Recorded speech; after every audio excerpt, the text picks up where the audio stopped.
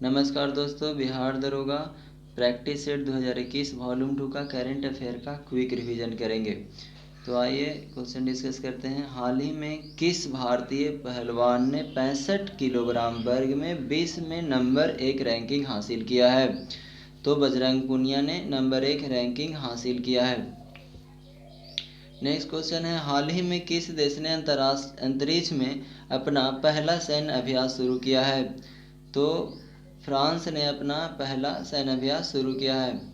10 मार्च 2021 को किस स्कॉर्पियंस पनडुब्बी को भारतीय नौसेना में शामिल किया गया है?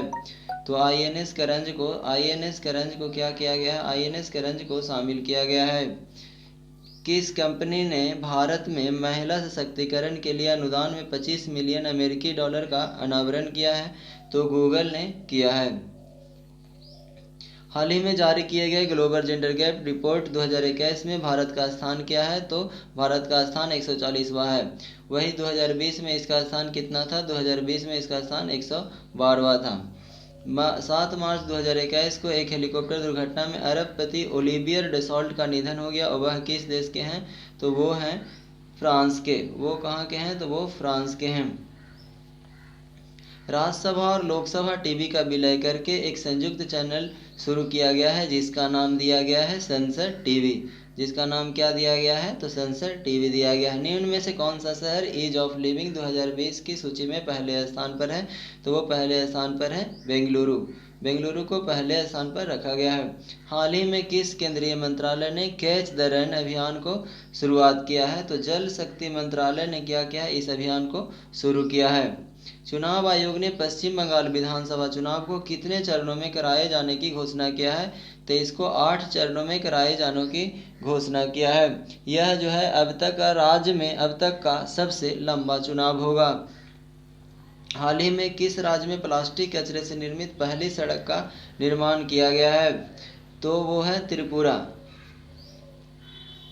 हाल ही में राज्यसभा में विपक्ष नेता के रूप में किसे नियुक्त किया गया है? तो मल्लिकार्जुन खड़गे को नियुक्त किया गया है। इससे पहले जो थे विपक्ष का नेता कौन थे? गुलाम नबी आज़ाद थे। किस राज्य सरकार ने हाल ही में कोविड-19 वॉरियर्स मेमोरियल के निर्माण की घोषणा किया है? तो उड़ीसा सरकार ने इसकी घोषणा किया है। किस केंद्रीय मंत्री ने हाल ही में ई छावनी पोर्टल लॉन्च किया है? तो राजनाथ सिंह ने रक्षा मंत्रालय ने किया है इसको लॉन्च किया है।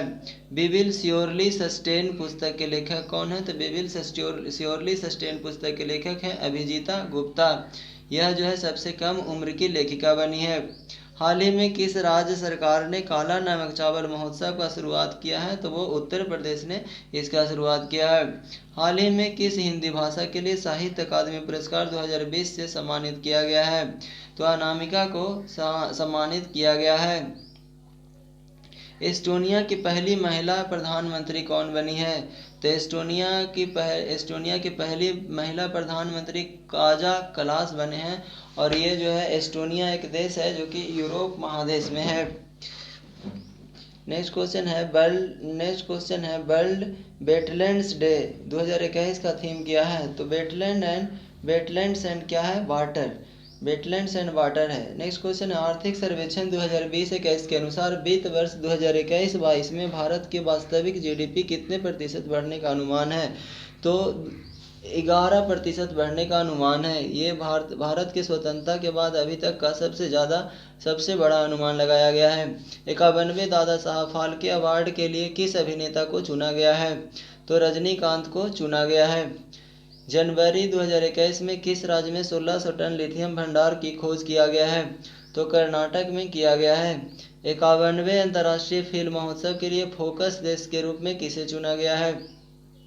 51वें अंतर्राष्ट्रीय फिल्म महोत्सव के लिए फोकस देश के रूप में किसे चुना गया है? तो बांग्लादेश को चुना गया है।